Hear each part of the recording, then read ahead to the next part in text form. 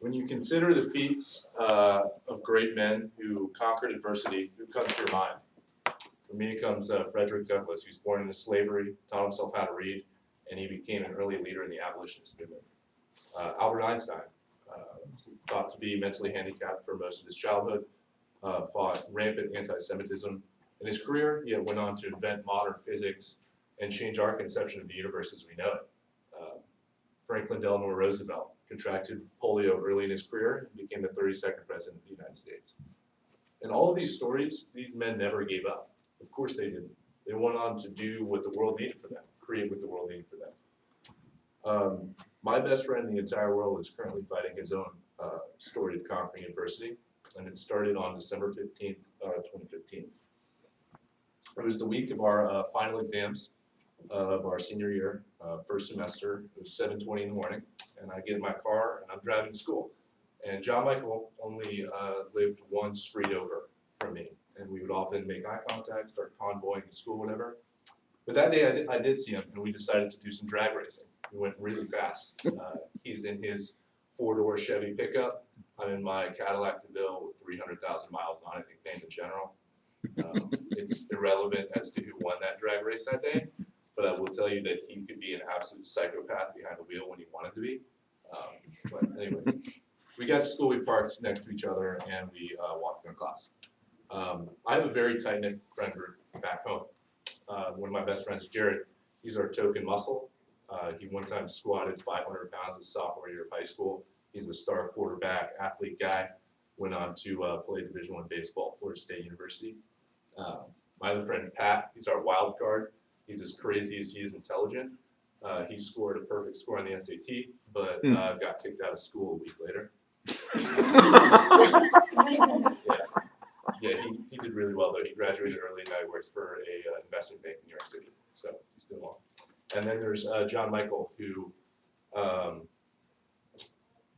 always smiling, always happy, kind of embodied all of the best parts of Southern Christian values. I know there's a lot of problems there in today's culture, but he embodied the best of those virtues.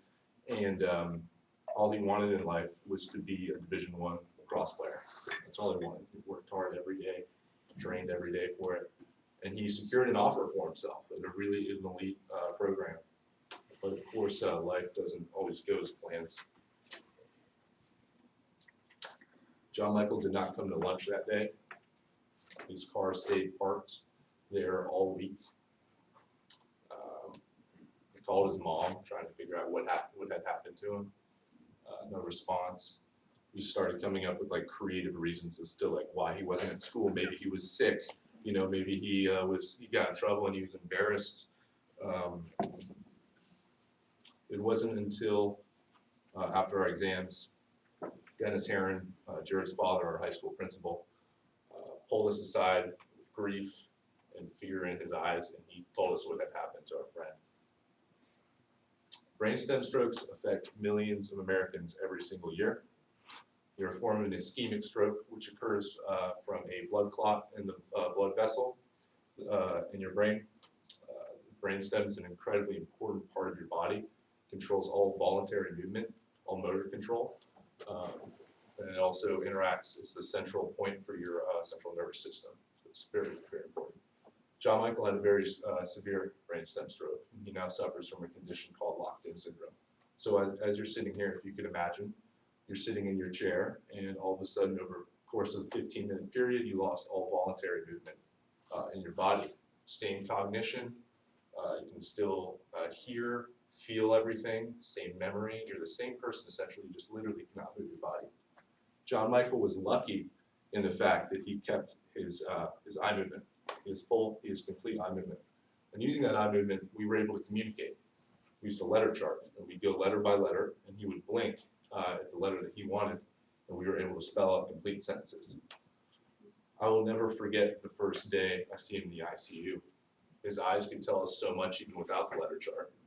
Why am I here? What happened to me? Am I going to die?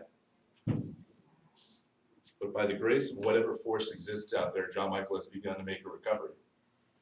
Every day he goes to therapy, 8 hours a day, physical, occupational, and speech, and he works hard. He works really hard. And every day that he goes, he's a little bit better off than he was the day before. And every day that he does do that, he's telling the doctor off that pulled us aside in that ICU and said, you gotta say goodbye to your friend because he's not gonna make it. That doctor didn't understand the fight that exists within my friend. The purpose of my speech is that life will never go as planned. But with grit, you can carve destiny into something of your own. Thank you.